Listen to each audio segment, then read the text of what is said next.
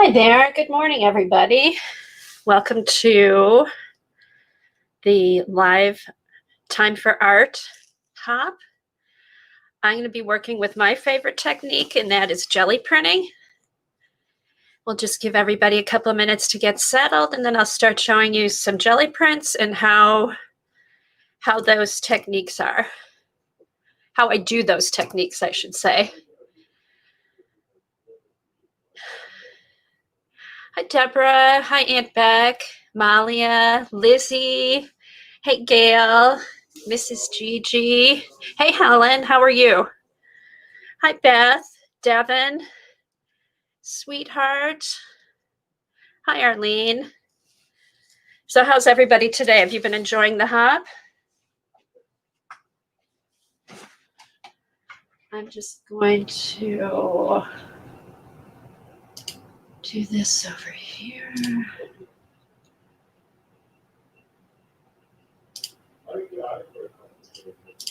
There. Okay. Hey, Lori. Hi, Philly girl. Pin, Linda, Kim Marie. Hi, Holly. Hey, Lena, Martha. Okay, so I was really happy when Meri asked us to pick out our favorite technique. And I want to thank Meri for organizing these hops and putting them all together. They've really been a lot of fun. So let me pull back a little bit so you can see my screen. I'm going to take my autofocus off. Just a minute. Okay. So my autofocus is off, so hopefully, good morning, Eileen. Hi, Meri.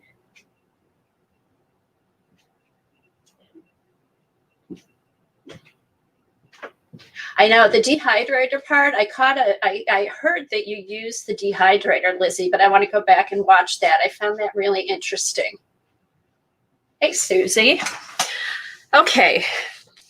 So one of my favorite techniques, if not my favorite technique, is jelly printing. I started jelly printing when they first came out. I use a Gelli Plate, gel plate, and a gel press gel plate. They both work great. I like to do lots of layering. I like to do my prints on different papers. Mostly when I started, I used a 110-pound cardstock from Staples. I watched a lot of Patty Tolly Parrish videos, and that's what she recommended. So Patty was probably the first person who I really watched jelly plating, and then Paula, and there really wasn't a whole lot out there at the time. But I just wanted to show you a few of my jelly prints that I've done over the years. And then I'll show you how I make them. It's actually pretty easy. A gel press plate is just a different brand, Beth. There's a Gelli Plate brand and a gel press brand. And they're both basically, they work exactly the same. So, and also I should show you, the gel plates come in different sizes. I have a large 16 by 20. They come in 9 by 12. The one I'm going to use today is 12 by 12. The original was 8 by 10. They go all the way down to small little circles. So they're great. They're very versatile. You can use them to print papers. You can use them as stamps and stamp them into your art journal. There's all kinds of things you can do with your gel plate. So let me start by showing you some papers. These are some gel prints that I did on deli paper. And these are good. I'm just going to adjust my light here for a sec. Let me, there. There's a little glare, but we don't have a shadow too badly. Here, let me put my papers up a little bit to try to avoid that glare.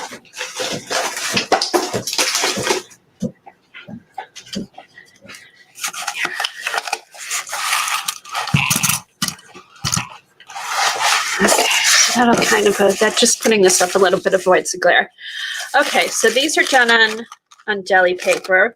These are great for collaging because the paper's so thin, and if there is any white space in there, it just kind of melts into the background. Some more.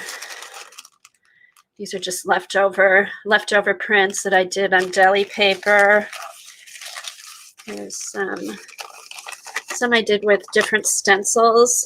There's a shadow of a weather vane stencil in here. I just like to do lots of layering, blending different colors, just experimenting. Here's a jelly print I did recently with sprays. I used the Tim Holtz sprays. I used the Distress Oxides down here and just the regular Distress sprays up on top. And then afterwards, I went on and just did a little bit of mark making with a Posca pen, which I really like to do on top of my jelly prints is some mark making. These are some jelly prints I did with art foamy stamps. Art Foamies, those are those big foam stamps. If you go to their website, they have lots of fun stamps. I think Joggles also sells some foam stamps too. So I've got this. This is just random color. I was just kind of experimenting here, but I also like to use shiny and flat paints together. Here's another one. Now these are all on a cardstock weight paper. Oh, thanks, Lena. I know it's fun, isn't it? And you don't have to just use paint. You can use sprays. You can use magicals. You can use pan pastels. I mean, just experiment. I mean, it really is a fun, to me, it's my favorite tool that I have. So here's another one. This is just layers of matte and metallic color. So you can see the matte paint and then the metallic where it's shiny. I just like the depth that it gives. Let's see. Oh, here's another one with the Art Foamy stamp, just one layer of paint. I put the layer of red paint on, then I went with the Art Foamy stamp and just placed the stamp down, took off paint, put it on a piece of paper. Just did that all over, and this was the pull that I got. Here's another gel print with just some different shades of green.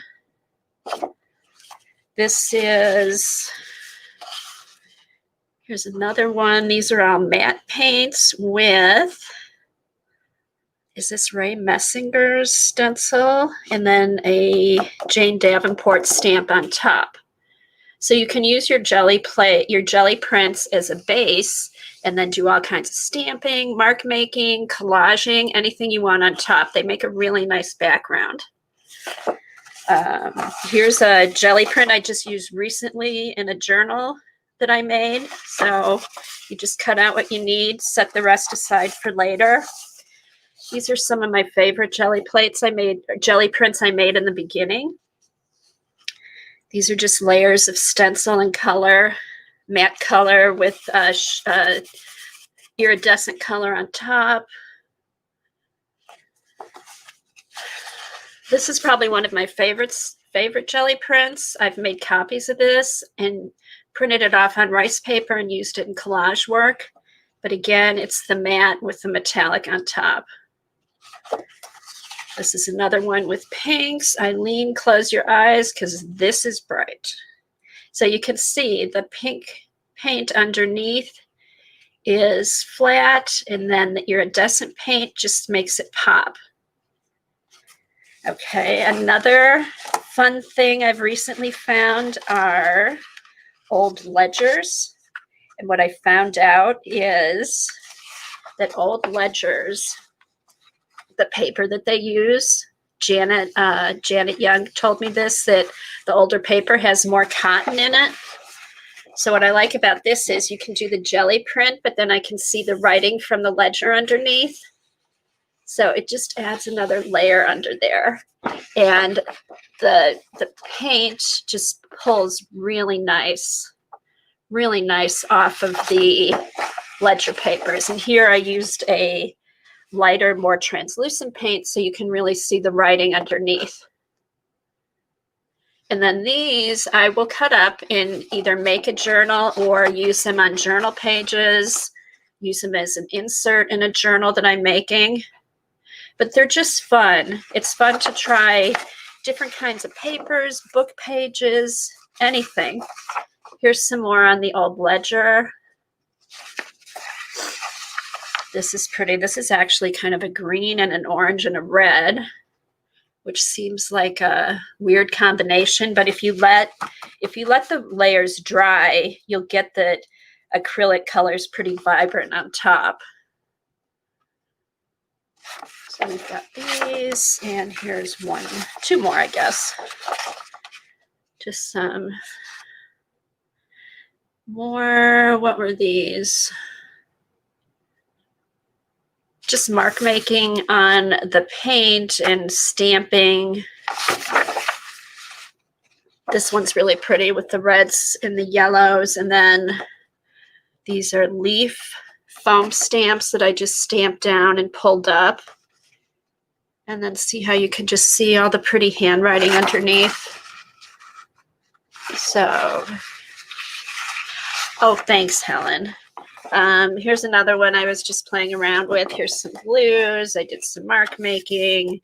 These are actually Poscas that I was kind of playing around with, see what they would do. And then here's another one. These are actually blocks with chipboard glued onto it that I used for mark making. So there's lots of different things you can use with your Gelli plate to get different patterns. So those are all my papers, and I'll show you a couple things I do with my papers and the leftover paint. Okay, one thing I like to do is when you're rolling your paint on your Gelli plate, you need to clean off your brayer so it's clean for the next time you want to put the paint on. This is my 12 by 12 Gelli plate. Do I always do two-sided? No, it just depends. It depends if I have a plan for the papers, if I know I'm going to make a book, sometimes I do two-sided, but no, not always. It just happened that the papers that I pulled out were two-sided. But you can do, I'll show you the book. I'm going to show you a book that I've made with them where you want the pages to be two-sided. Okay, so what I like to do is I roll my paint on with the brayer, and then I clean off my brayer in a journal. So this is like a cleanup journal. So I just roll the extra paint, or I clean off the stencils on here. And then what I do is I use them for backgrounds for journal pages. So if I kind of stuck and I don't know what to do, I'll go through and I'll look at a page. Now this one, when I was doing it, I was on vacation, and all the blue in the background was on here. I'm like, oh, this kind of looks like clouds. And this is one of my house things that I like doing. I had done it in Inktober a few years back. So I thought, oh, the houses might look cool on here. So I just started drawing the houses. I added the sun. And then I just went through some of my die cuts. And I like working with color. That's how I design my pages. It's just by color. It's just what colors go together, not what things go together. So you may see some odd stuff on a page, but the colors will match. So I just went through my stuff and found things that kind of blended in with the colors and ended up with this page.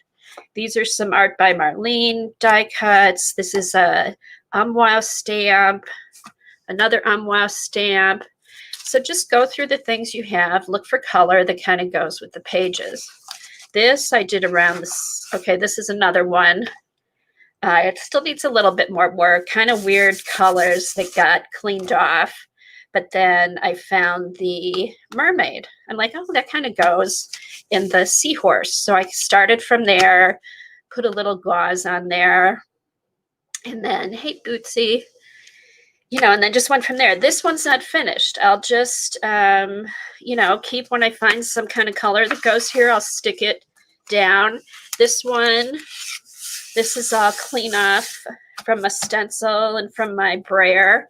I figured this might look nice on here, so I'll just clip things into here. Then I'll show you one more page. See, I put the bunny here. I thought the bunny would go good. I've already glued in some circles. These are leftover jelly papers. But this is just leftover paint from my jelly prints. And then, see, just leftover paint waiting to be used. I just thought she was cool, and the colors went, so I put her on there. And then this was another one. I actually had leftover paint on the bottom. And then I took a stencil and went through with, this is pretty flat, so I think it's gesso. But you could go through with modeling paste. And then again, here's some Dina Wakley collage stuff, art by Marlene.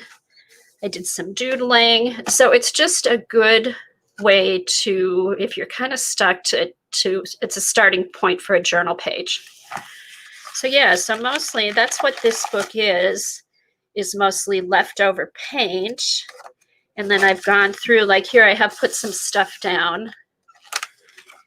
You know, I go when I'm cutting magazines. This is just an art journal page I did with Tracy. You know, get your magazines out. You see a pop of color. Oh, I could put it on this page. Here's some doodling.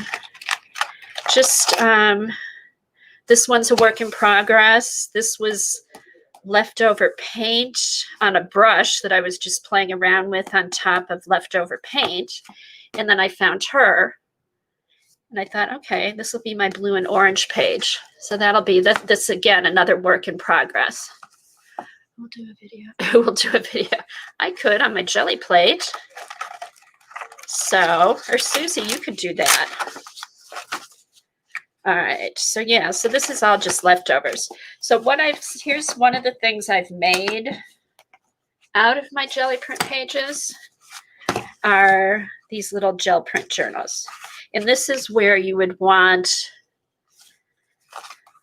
what kind of book is that? Oh, this is just a Canson 7x10, 98-pound mixed media journal.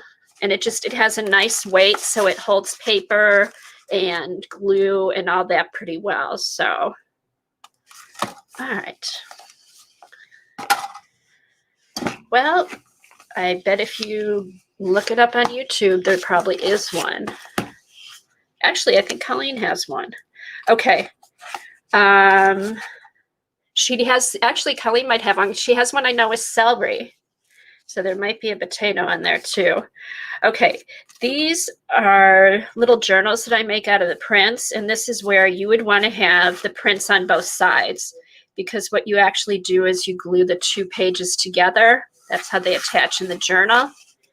And then these are all jelly prints in a journal waiting to be worked on. So even this is a cleanup paper. I just stuck that in there for color. I can do something different on here. Yeah, celery roses are pretty and really easy. Again, this is more cleanup stuff. Jelly prints. I figured I could put some words or journaling down here. So really, there's lots you can do with your jelly. This is a jelly print with magicals. I don't know if you can see the little blue specks in there. It's really pretty. And then here's another one I did that actually has some finished journal pages. These are more prints that I've done here. This is a print. I just added some washi tape and some words, and I'm calling that one done. This came from the Flow magazine. This was a layered jelly print. I was playing around trying to make like flowers, like a meadow of flowers. So I just plopped that over there to kind of finish it off. Just more. This one, I've started putting stuff down here. Go through here. I'm just going to flip through these quick. This is one of the pages I did. This is a jelly print background. More prints. Hopefully, I'm sorry if I'm missing chat. It's going really fast. So hopefully there's no questions. But if there is, I've got great mods. They can help you with your questions. More prints, Patty Tally Parish stencil. This is a work in progress, just with some jelly tape. This is just a stencil I made that has little circles, and I just kept going over it with different colors. This is one of my favorite pages. There's actually some shimmery light gold color on the back that I'd done a jelly print with. And these are just stamps with stickles on top. So yeah, so I thought that's my center. And then I think that's about it. There was one more in here that I really like. Maybe it's in a different journal. Oh, got this one, work in progress. This is just leftover paint. So yeah, so that's fun. So now let's get to jelly plating. Now I have no secret technique that I use. I just put my paint, down and I just go for it. I usually start with 2 or 3 colors. We'll start with 2. I put a little bit, just kind of blot them around.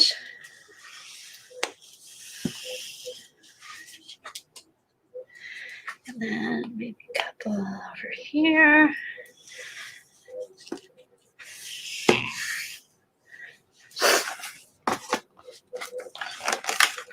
Oh yeah, are you guys getting 1080? I've signed up for it. Hopefully it's all set there. Okay, so here I just keep an empty journal over here to clean up. And then I just start usually with one of my colors. I kind of go over here.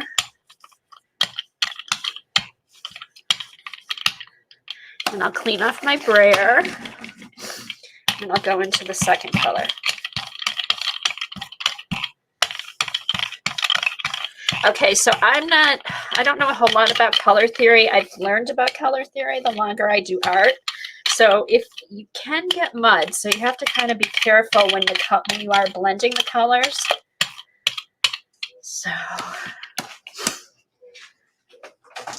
all right, so here, I'm going to use a smaller piece of paper, and I'm just going to do that. I'm going to put a piece here.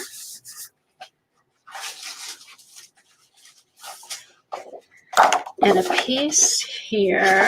This is actually a technique I learned in a class that I took at Scrappy Chic from the gal from Wow. She was there teaching a jelly print class. And so here we go here. And I'll just put this here.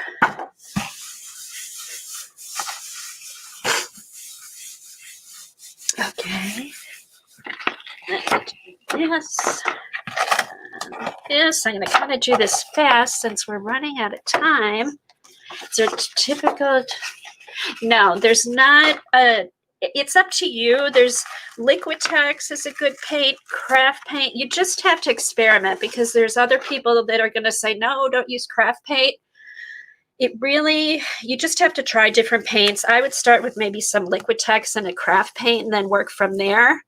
But, you know, sometimes I'll use Golden's paint. Sometimes I'll use Sennelier. Sometimes I want a craft paint. I use matte paint.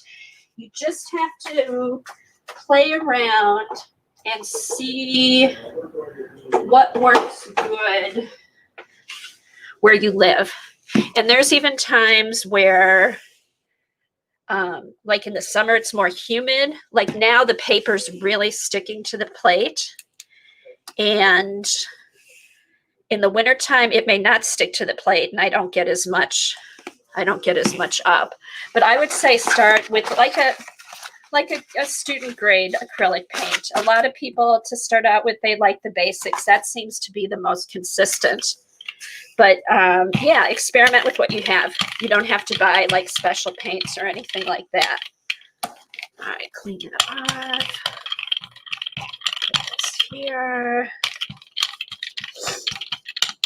All right, so, all right, now clean my Brayer off.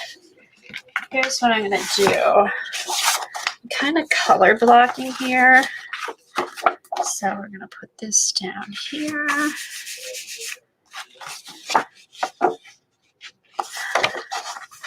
And put this here.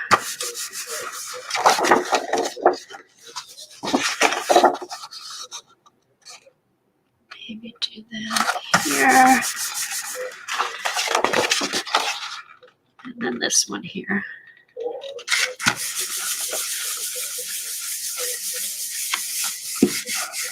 Oh, could I get one of the mods to drop a link to Oh, thanks, Mary. Yeah, Colleen is going to be on at 10:30. I'll be on with her. We're going to be working on a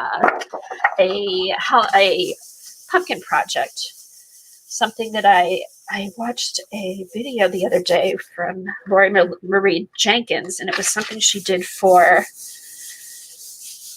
Valentine's Day that I thought it would work on it. So Colleen and I thought it would work on a pumpkin. So we're going to play around with that today. So thanks, Mary. All right, so here.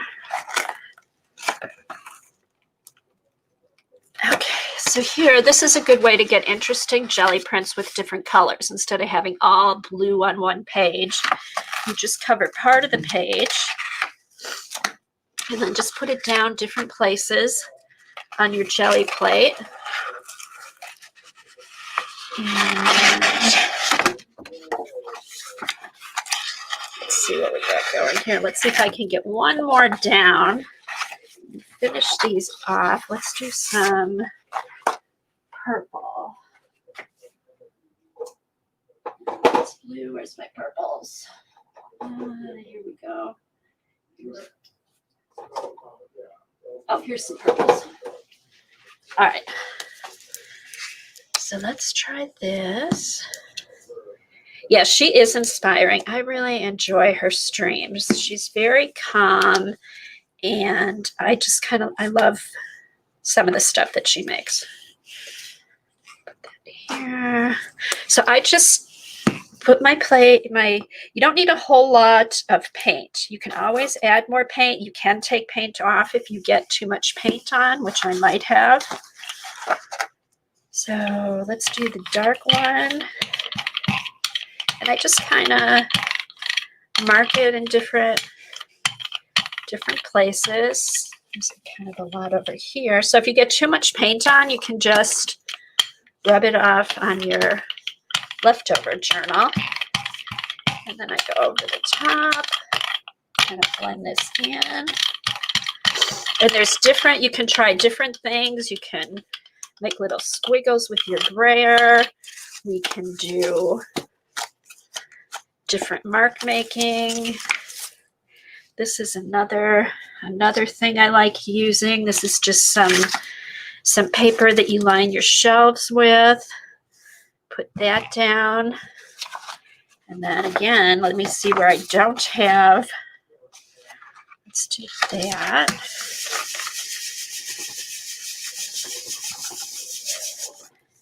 And let's get this guy over here.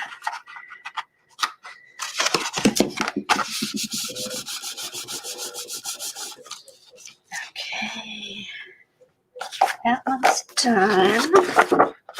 Let's do this here. And then see, you can always go back on top too. This one's all full. Let's just press this over here. Get a little purple on here. A little bit came up. That's what I'm not sure about here, how good this is going to come up. This didn't work. Okay, but that's okay because here's what I'll do. We're going to pull this up, and now we have all that nice texture on here. So now I can put this down here and this down here. And this over here. And then this. Yes, I love using rice paper on my Gelli plate. And there's all different kinds of rice paper. And I like the Gelli, I like Gelli printing on my rice paper and then doing mark making on top of it. But that would be a whole other show because right now it is 10:20 and my half hour is up. But look at, see how you get that texture from placing that mat on the Gelli print? And then there's this one. So I would do one more pull to get in some color here, or you could leave this blank and do some hand painting or doodling or something like that. And then we've got these. And then we have these. So what's interesting about this is you can actually cut these down and then put them together and make art journals out of them. So when you fold it in half, on this one you would want to Gelli print on both sides because then you could make a little journal where you have all these different little pages with all kinds of different yummy color that isn't planned. Save one of your favorite ones to put in the middle. And then you can end up with a nice journal. But this is just some of my basic Gelli printing that I do. I just thought I'd show you, you know, some of my prints, how I get them, and just a few different things that you can do with your paint and your gel plate. So thanks everybody. And then hop on over to Colleen's. She's doing a really, really fun project with a pumpkin and some metallic tape. So yeah, Dina paints are good. Yeah, what do you guys, really quick, what are some of the paints that you guys like to use? The Dina paints are good. Some people like Diane Reevesley. You can use the Tim Holtz sprays, all that kind of stuff. So just experiment with what you have, and it's a lot of fun, and it can get messy too. So, all right, everybody, have a good weekend. Hopefully I'll see you over at Colleen's. Is there a link for the next hop? Okay, the hop's finished. But the scrap chick, Colleen, if somebody wants to put the link in, she's going to be streaming during a project and she'll be on for 2 to 3 hours. So there, Helen has Colleen's link on there. If you want to see some more fun art. Okay, Candy said the Target brand jar acrylics are good. Also, the Master's Touch is good. Anything. Just try it, see what you like. All right, so there is, if you check out the description of my channel, the remainder of the hop will be tonight and the times are posted there. All right, see you guys later. Thanks for coming. Hopefully I've inspired you to get your Gelli plate out and do some prints. And thanks again, Mary. Thank you so much for organizing this. This has been so much fun. Okay, bye everybody.